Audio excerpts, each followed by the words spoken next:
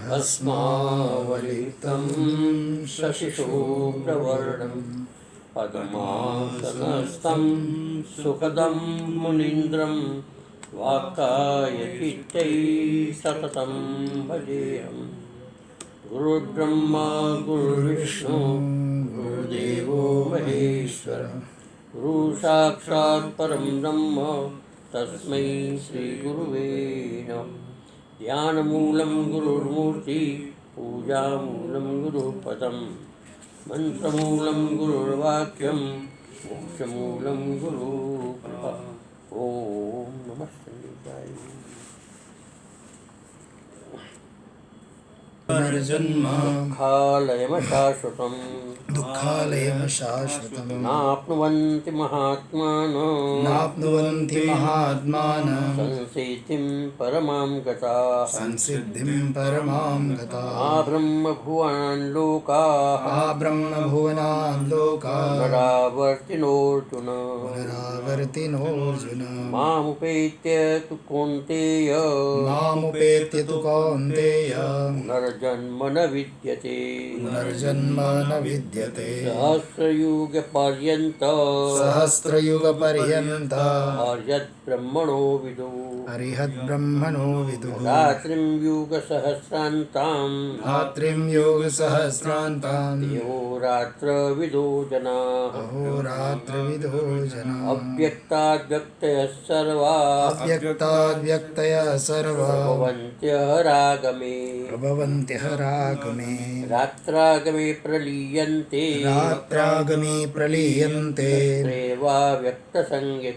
तत्रैवाव्यक्तसंज्ञके भूतग्रामस एवायं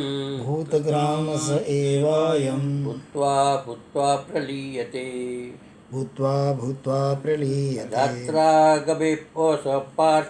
रात्रागमे वश पार्थ प्रभवन्त्यः रागमे।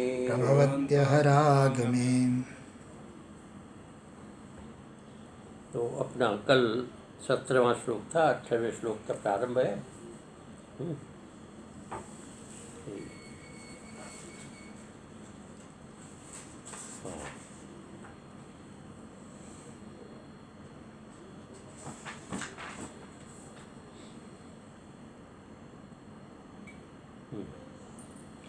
तो यथोक्ते अहोरात्रे पक्षमासादिगणना पूर्णं वर्षशतं प्रजापते परमायु इति कालप्रच्छेदेन अनित्यसौ। अभी पीछे बताया, यथोक्त मैंने पीछे बताया, अहोरात्र जो है उसमें पक्ष मास आदि गणना के माध्यम से पूर्ण वर्ष शतम 100 वर्ष पर्यंत ब्रह्मा का आयु आपको प्रतिपादित किया गया, प्रजापति का आयु परम आयु बताया गया। लेकिन वो आयु क्या, कालावच्छेदेन, यानी कि काल के अवच्छेदक से, अर्थात वो अनित्य है। काल जहाँ पर काल का अवच्छेदक होता है वो वस्तु अनित्य होती है। उसी प्रकार से उनकी आयु जो है, उनका जो लोक है वो अनित्य है। अनित्य होने के कारण वहाँ पर रहने वाले जीव भी जो है अनित्य है। अनित्य असौ, ये ब्रह्मा जो है वो भी अनित्य है। तेन तद्लोका पुनरावृत्तिर्युक्तेव, तेन तल्लोकात्, उस लोक से, ब्रह्मलोक से पुनरावृत्ति जो है युक्त है। अर्थात जहाँ लोक नहीं रहेगा वहाँ जीव क्या करेगा, तो उनको फिर वापस आना पड़ेगा वहाँ से। ये तो ततो अर्वाचीनाश, उससे जो अर्वाचीन बाद के व्यक्ति है, तेषां तद अहर्मात्र परिच्छिन्नत्वात्, 1-1, 2-2 दिन, 5-5 दिन के जो होते हैं काल जिसके लिए, तो उनका जो है तद लोके, वे जो उस लोक से पुनरावृत्ति निश्चित होती है। पुनरावृत्ति इति किमु वक्तव्य, ये पुनरावृत्ति उनकी होती ही है। अर्थात जिसके कम काल होता है, जो बड़े काल वाले विनाश को प्राप्त होता है, जो छोटे काल वाले होते हैं वो अपने आप सिद्ध हो जाता है कि वो विनाशी है। इस बात का प्रतिपादन करने के लिए भगवान यहाँ पर आगे का श्लोक बताते हैं। अव्यक्तात् व्यक्तयः सर्वा प्रपंचः रागमे। रात्रागमे प्रलीयन्ते तत्रैव व्यक्तसंज्ञके। अहर आगमे, जब अहर आता है ब्रह्मा का, जो अहर मैंने दिन होता है, तो अव्यक्त है, व्यक्त है सर्वा। जितना भी अव्यक्त संसार है, जितना अव्यक्त भूत मात्र है, वो सब का सब व्यक्त हो जाता है। अब जैसे दृष्टांत के रूप में हम लोग सो जाते हैं, तो सो जाते हैं तो उस समय हमें किसी भी प्रकार का कोई भान नहीं होता। हम कौन है इसका पता नहीं, हमारे माता पिता कौन है, भाई बहन कौन है, जब सो जा नींद में पता चलता है? पता नहीं चलता नहीं। तो किसी प्रकार का कोई संसार का भी पता नहीं चलता है। हम किस जाति है, किस वर्ण के है, वो छोटे हैं बड़े हैं, हमारे कौन का संबंधी, कुछ पता नहीं। वहाँ सब कुछ लीन हो जाता है ना। अविद्या के अंतर्गत तो लीन हो जाता है। तो इस प्रकार से जब हम जागते हैं तो क्या होता है, फिर जो कहते सारा संसार हो जाता है। उसी प्रकार ब्रह्मा की जब रात्रि दिन होता है तो सारा व्यक्त हो जाता है। लेकिन जब ब्रह्मा की रात्रि आती है तो तत्रैवाव्यक्त संज्ञ के, जो अव्यक्त संज्ञ है उसके अंदर सारा लीन हो जाता है। अर्थात वो आविर्भाव और तिरोभाव होता रहता है। एक समय तक वो आविर्भाव रहता है ब्रह्मा के आयु पर्यंत, और ब्रह्मा की आयु जब समाप्त होती है तो तिरोभाव को प्राप्त होते हैं। तो जाता कहाँ है कि जहाँ से उत्पन्न हुआ वहाँ वो लीन हो गया, जहाँ से प्रकट अभिव्यक्ति हुई उसमें जहाँ अभिव्यक्ति वहाँ वो लीन हो जाता है। इस प्रकार से इसका क्रम चलता रहता है। अत्र दैनंदिन सृष्टि प्रयोजन, एक तो होता है दैनंदिन सृष्टि, दैनिक में रोज की, हमारे वहाँ रोज की सृष्टि होती है। हम सोते हैं प्रलय हो जाता है, हम जागते हैं फिर सृष्टि हो जाती है। तो इस प्रकार सृष्टि और वक्तुम उपक्रांतत्वात् अत्र च आकाशादीनां सत्वाद अव्यक्त शब्देन व्याकृत अवस्था नोपद्यते। और यहाँ पर जो अव्यक्त शब्द है वो अव्याकृत नहीं है। एक होता है अव्याकृत और एक होता है अव्यक्त। अव्यक्त जो होता है वो कहते हैं प्रकृति जिसमें अव्यकृत नहीं होती है, प्रकृति अपनी महिमा में होती है, उसका विकार नहीं होता है, तो उसको अव्यक्त कहते हैं। लेकिन अव्यक्त जो होते दिखाई न दे उसको अव्यक्त कहते हैं। तो जब अब स्वप्न होता है, हमारा जो स्वप्न होता है यानी कि सुषुप्ति होती है, उसमें अव्यक्त हो जाता है, अर्थात पदार्थ सारे लीन हो जाते हैं, दिखाई नहीं देता, अव्यक्त हो जाता है। किसमें? तो अव्यक्त में व्यक्त जो है लीन हो जाता है। जो व्यक्त है पदार्थ वो अव्यक्त में लीन हो जाते हैं, लेकिन अव्याकृत में नहीं होता। अव्याकृत में तो सारी प्रकृति उसके अंदर लीन होकर समाप्त हो जाती है। तो ये थोड़ा सा अंतर यहाँ पर बताया है। सत्वाद अव्यक्त शब्देन अव्याकृतावस्था नोच्यते, अव्याकृतावस्था ही नहीं है। अब अव्यक्त अवस्था, अव्यक्त है छुप जाना। जैसे स्वप्न सुसुप्ति आने पर सारे विषय छुप जाते हैं, नष्ट तो नहीं होते, नष्ट नहीं होते। क्या होता है कि हमारे लिए वो सब विषय जो है व्यक्त में, अव्यक्त जो है वो अव्यक्त में लीन हो जाते हैं। किंतु प्रजापति स्वापावस्थैव, प्रजापति की भी स्वापावस्था, स्वप्न स्वप्नावस्था, स्वप्न अवस्था में स्वप्न अवस्था ही प्रजापति की ये स्वप्न अवस्था है। स्वप्न में सुषुप्ति अवस्था है। स्वापावस्था प्रजापति रीति यावत, ये प्रजापति की स्वापावस्था में सुषुप्ति अवस्था है। सुषुप्ति में कुछ भी पता नहीं चलता है। स्वप्न में क्या पता चलता है? प्रातिभाषिक वस्तुओं का पता चलता है। वहाँ पर एक अंतःकरण की वृत्ति काम करती है, जो नए नए पदार्थ को उत्पन्न करके वहाँ वो देखती। स्वप्न में जब हमको स्वप्न आता है तो अनेक प्रकार के पदार्थ वहाँ पर उत्पन्न हो जाता है। हम दौड़ते हैं, हम घोड़े पर होते हैं, हमारे पीछे कोई पड़ा होता है, और रास्ते में अनेक प्रकार के पेड़ आते हैं, नदियाँ आती है, पहाड़ आते हैं, वो सब चीज़ आती है।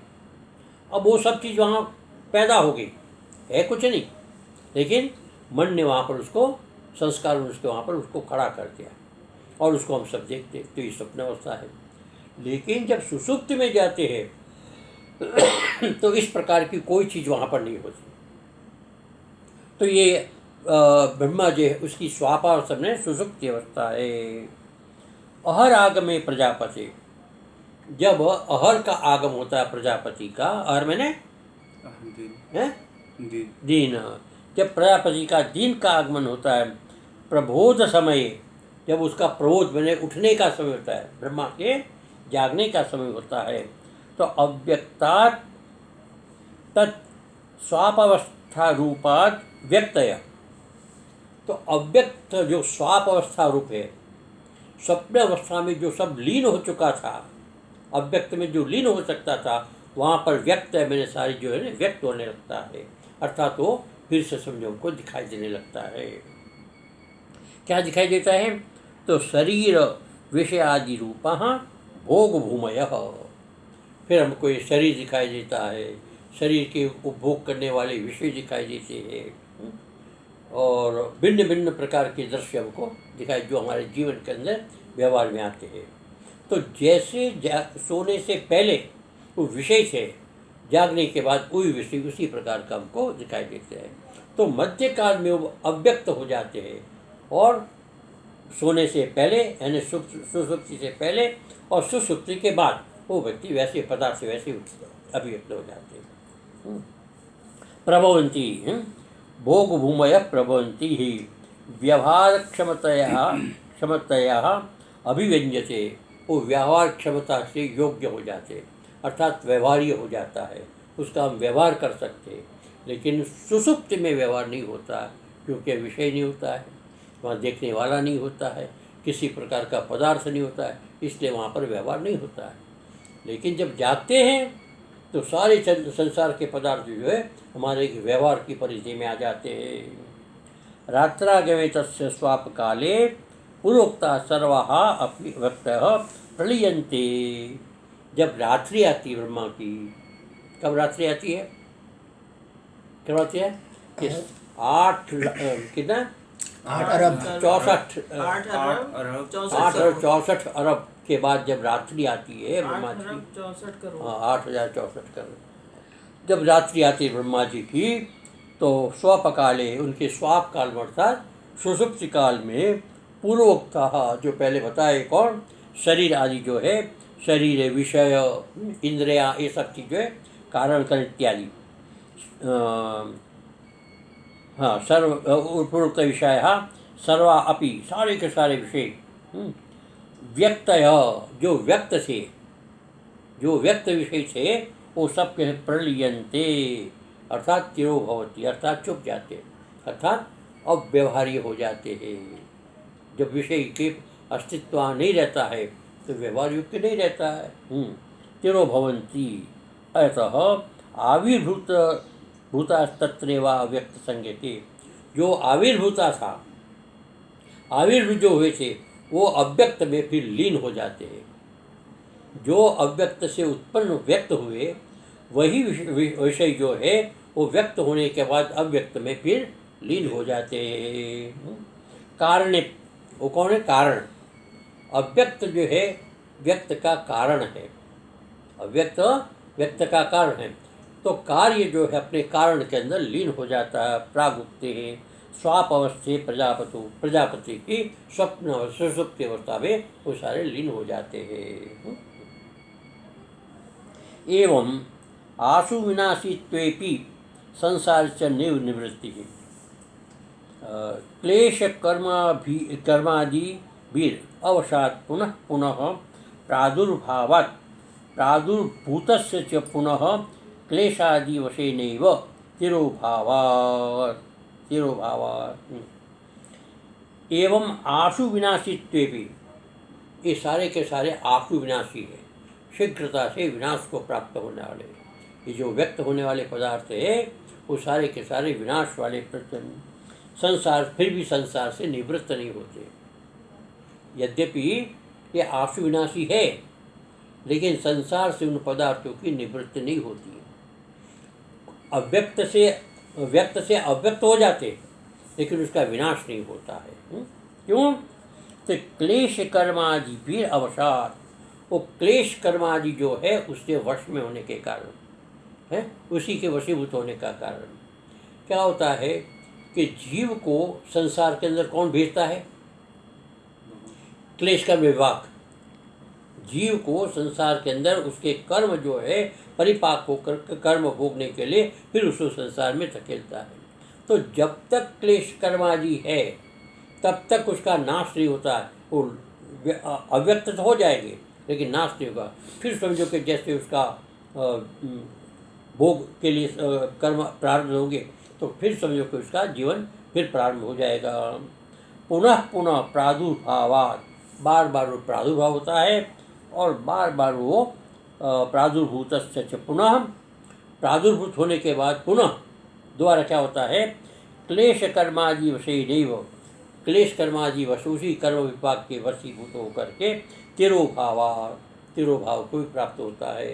अर्थात हमारे निजी कर्मों के कारण, हमारे संस्कारों के कारण, हमारी वासनाओं के कारण हम व्यक्त होते हैं और हम अपनी वासनाओं को जब थोड़ा सा शिथिल होता है तो हम अव्यक्त हो जाते हैं। फिर उन्हीं वासनाओं के द्वारा हम फिर व्यक्त होते हैं, फिर उन्हीं वासनाओं से अव्यक्त। तो इस प्रकार से निरंतर हमारा इस प्रकार चलता है। तिरोभाव आविर्भाव, लेकिन नाश नहीं होता है। जब नाश होगा तो सारा का सारा समाप्त हो जाएगा। संसारे परिवर्तमानानां सर्वेषामपि प्राणिनाम अस्वातंत्रात्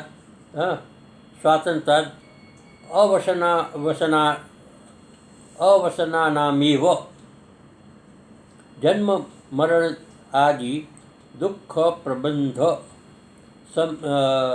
संबंधात अलमेनेन।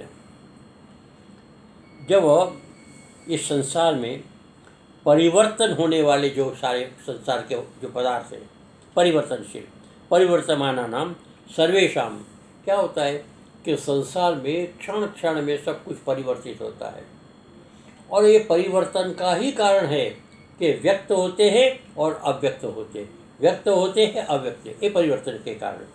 सर्वेशाम अपनी प्राणी नाम, जितने भी प्राणी हैं अस्वातंत्र, स्वतंत्र नहीं, अस्वातंत्र परतंत्र होकर के अवश मैंने अवश होकर के अवसानाम एव जन्म मरण आदि दुख प्रबंध संबंध।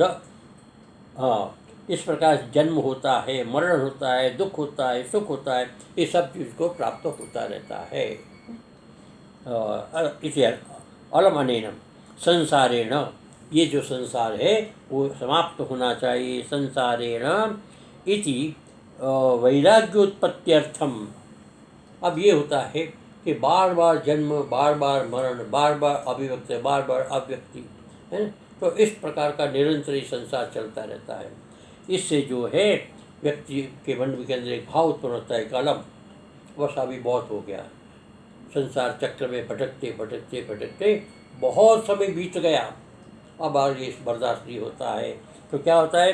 संसारेण अति वैराग्योत्पत्ति अर्थम, अत्यंत वैराग्य उत्पत्ति के लिए कि अब मुझे बार बार इस संसार चक्र में नहीं फंसना है।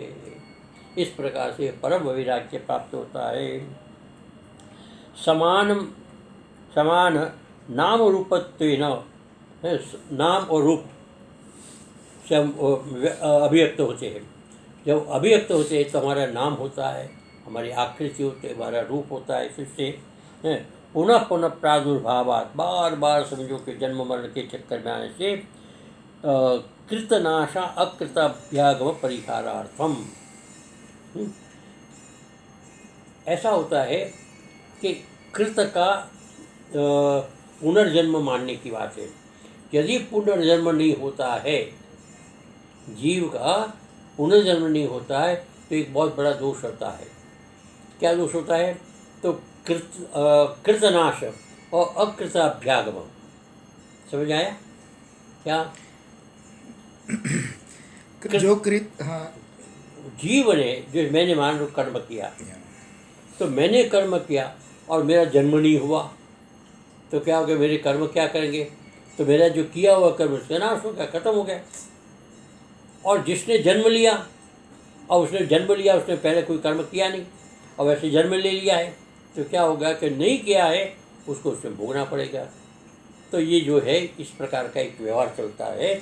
इसलिए जन्म वर्ण का चक्कर जो है होता है, उस जन्म वर्ण के चक्कर से निवृत्ति के लिए यहाँ पर कहा जाता है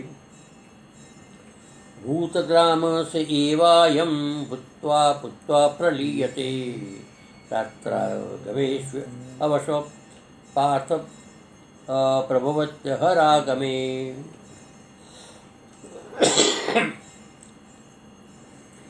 भूतग्राम, भूतग्राम कहते हैं प्राणी समुदाय, ग्राम में न समुदाय।